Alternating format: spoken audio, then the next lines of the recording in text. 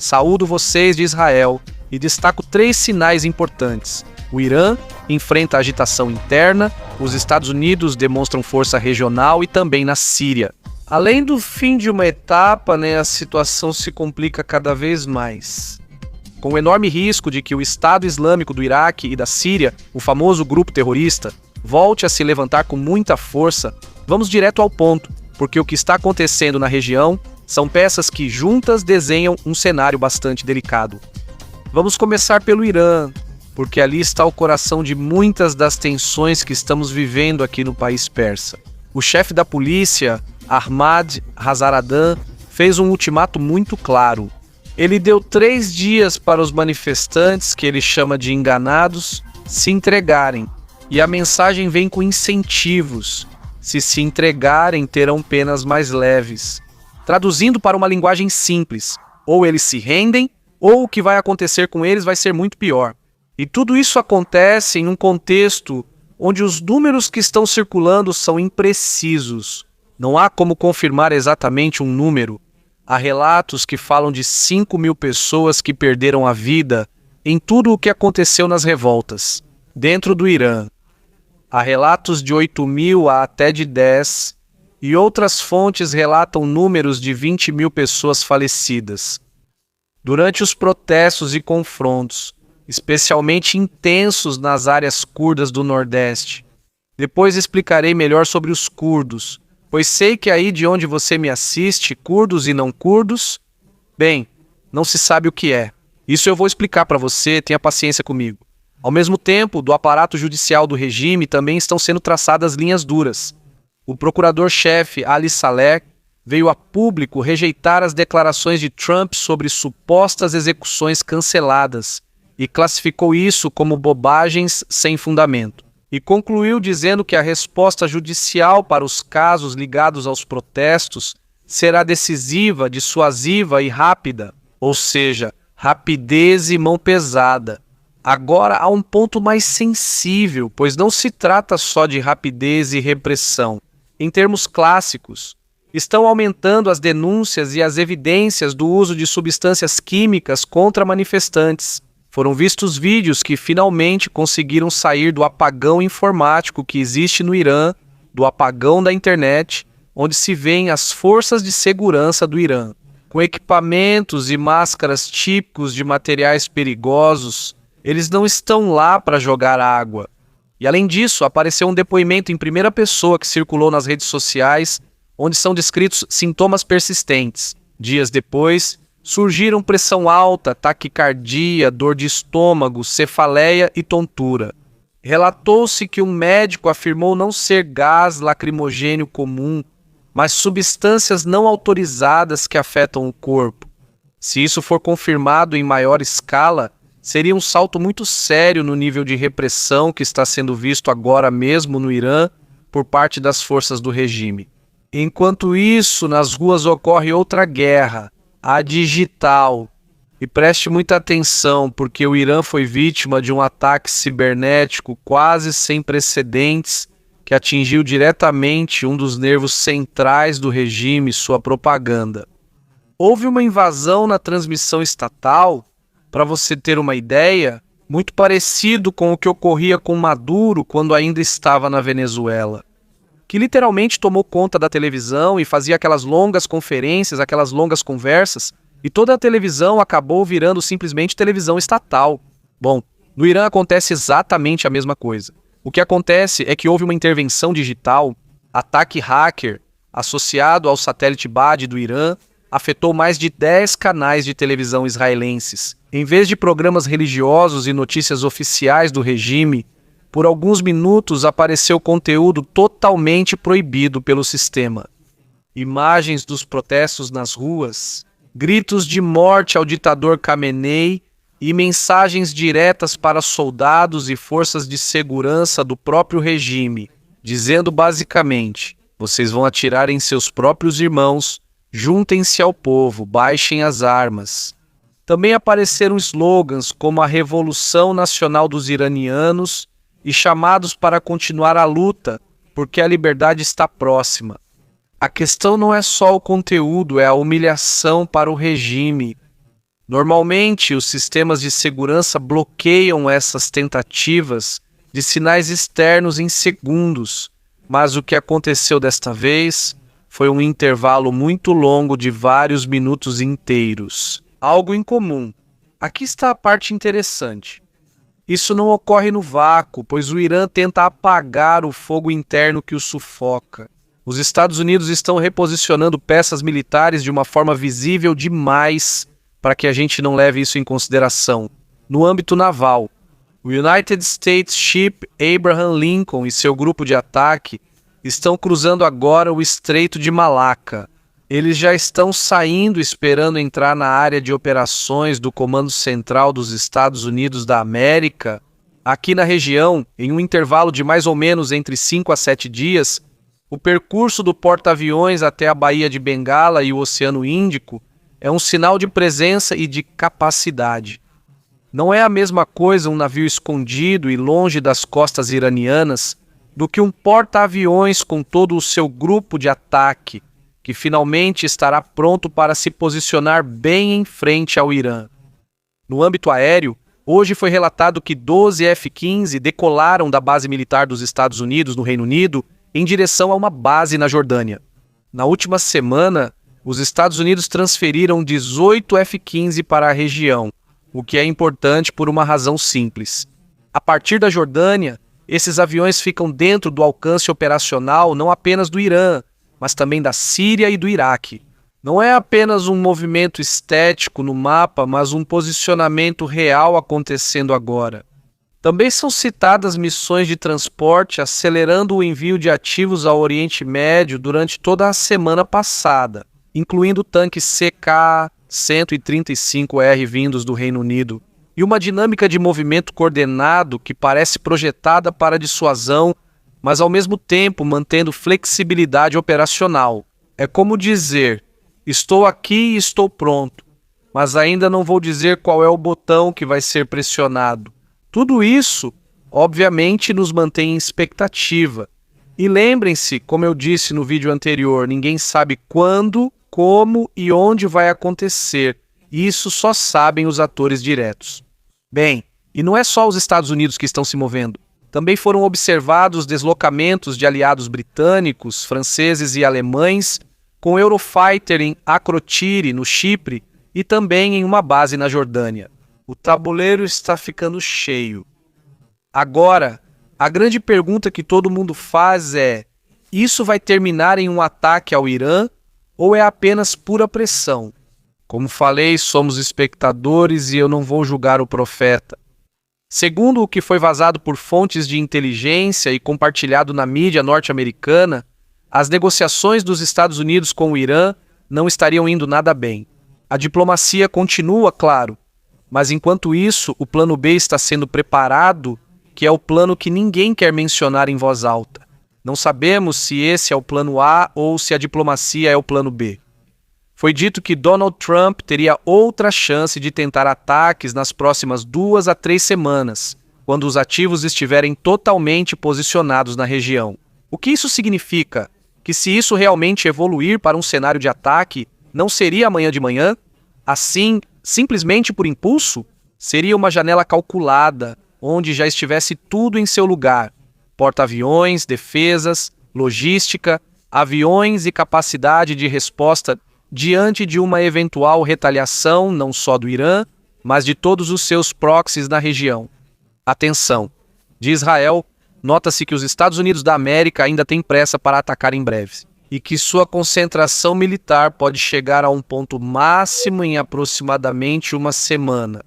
Disse que o Comando Central foi instruído a se preparar para fornecer suporte operacional 24H por dia, 7 dias por semana no próximo mês, devido às tensões com o Irã. Parece uma operação contínua, não só de 24 horas. Também circularam relatos citando funcionários norte-americanos conversando com a mídia israelense, dizendo que o ataque vai acontecer e que os Estados Unidos estão se preparando para agir.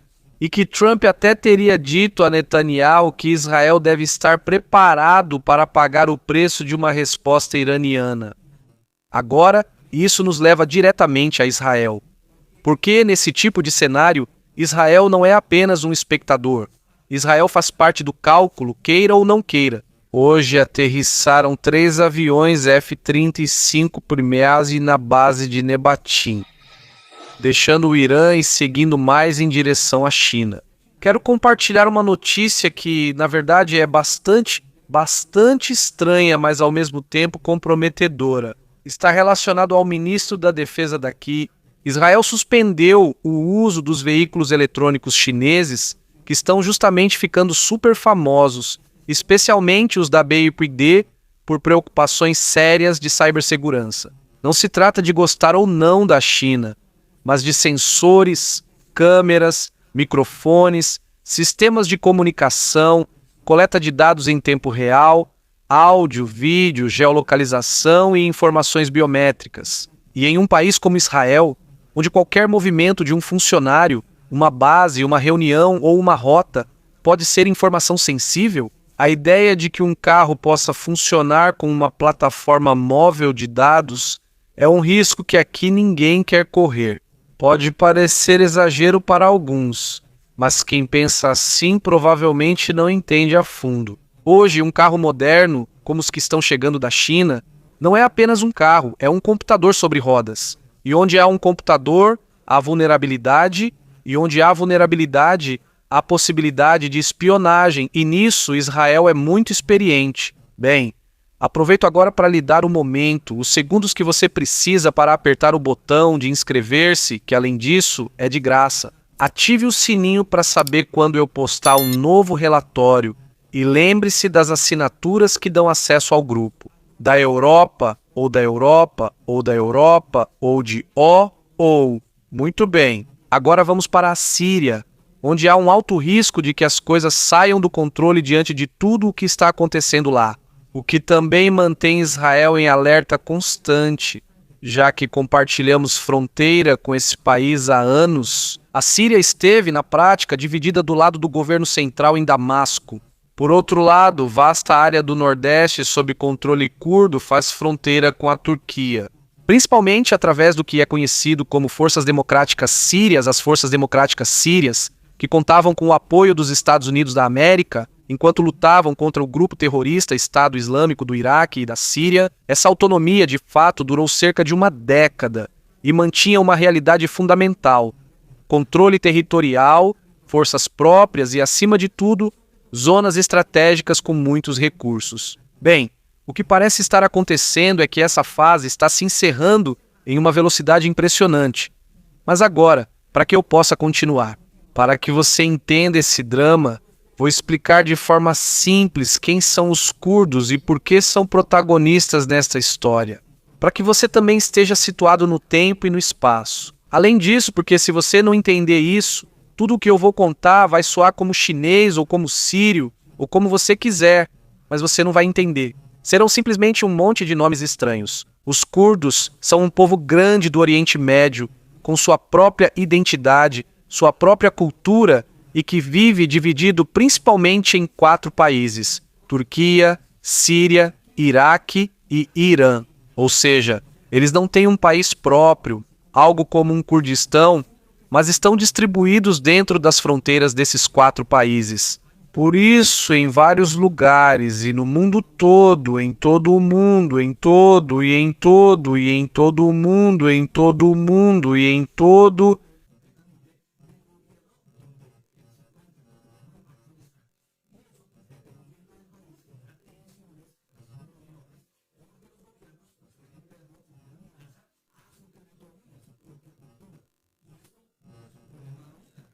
E Henrico, é que você precisa saber entender quem são os muros, e com esse contexto, claro, ou fato, Aramuque avançou. Estava a SLF, ou seja, as Forças Democráticas Sírias aqui. Outro dado importante: Forças Democráticas Sírias são as siglas dessas Forças Democráticas Sírias, que são uma aliança de grupos armados que operam principalmente no nordeste da Síria, e que são formadas em sua maioria por combatentes curdos, que agora você já sabe quem são, embora também, é preciso dizer, incluam árabes e outras minorias, e surgiram, ouça bem, com o apoio dos Estados Unidos para poder combater naquele momento o grupo terrorista Estado Islâmico do Iraque e da Síria, ou seja, são forças que estão dentro de 4 países, estão muito armadas, é praticamente um exército inteiro, mas não é o exército desses 4 países.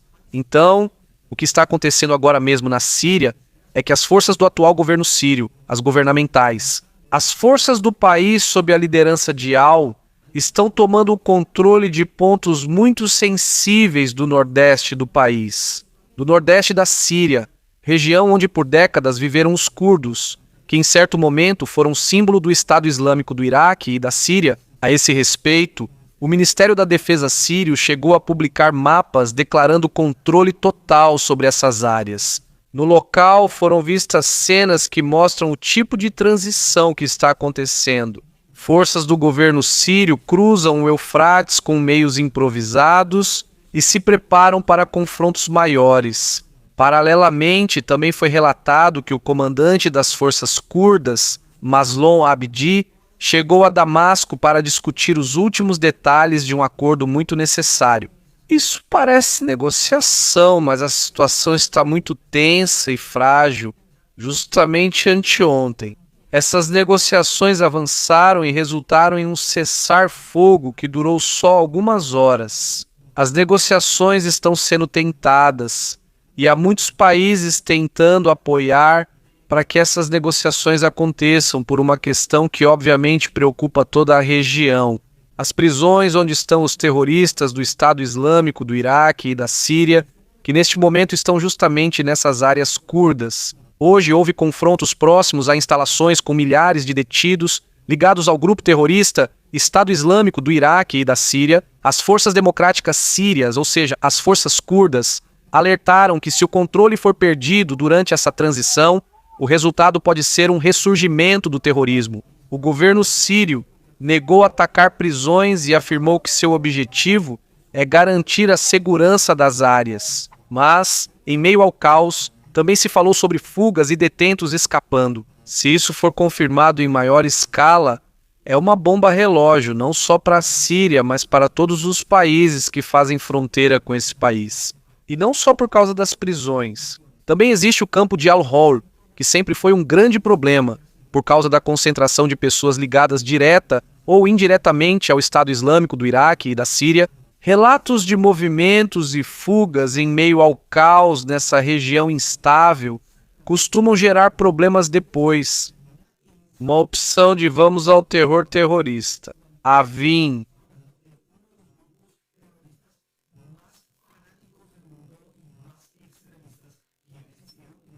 Intenso é o terrorismo terrorista, morre-se.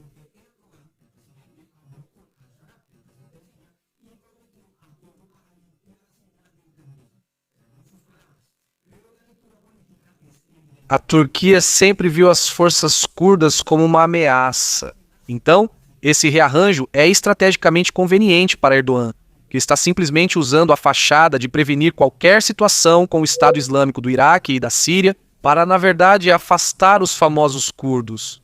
E a verdade é que Erdogan nunca age sem interesse. Um fator decisivo foi o governo sírio retomar campos energéticos essenciais como Omar e Conoco. Isso não é só mapa, é dinheiro, influência e poder. A reflexão é muito simples quando um território muda de mãos tão rápido. O perigo não é só quem o controla. Hoje é o vazio que se abre no processo. E o vazio nessa região às vezes é preenchido por um Estado, ou às vezes pode ser preenchido por um grupo terrorista, como o Estado Islâmico do Iraque e da Síria. Isso nos leva ao Iraque, onde as forças iraquianas reforçam a fronteira com a Síria por esse temor. Que o caos no nordeste da Síria libere operativos do Estado Islâmico do Iraque e da Síria, levando a infiltrações e ataques. O subchefe de operações do Iraque afirmou que as fronteiras estão seguras e prontos para impedir qualquer tentativa de entrada de grupos terroristas. E não é paranoia. O Iraque sabe disso, já viveu o que acontece quando o Estado Islâmico do Iraque e da Síria aproveita um momento de desordem na Síria, se reagrupa, cruza a fronteira e volta a atacar. Falo dos massacres do Estado Islâmico do Iraque e da Síria no Iraque naquela época. Como pode ver, a situação aqui continua difícil. Assim está a região hoje. Estaremos atentos a cada situação e principalmente aos movimentos dos Estados Unidos, diante da ameaça de ataque ao Irã, que segue latente e se fortalece a cada dia. E parece que agora é para valer, então não saia sem deixar seu like e inscreva-se até a próxima música.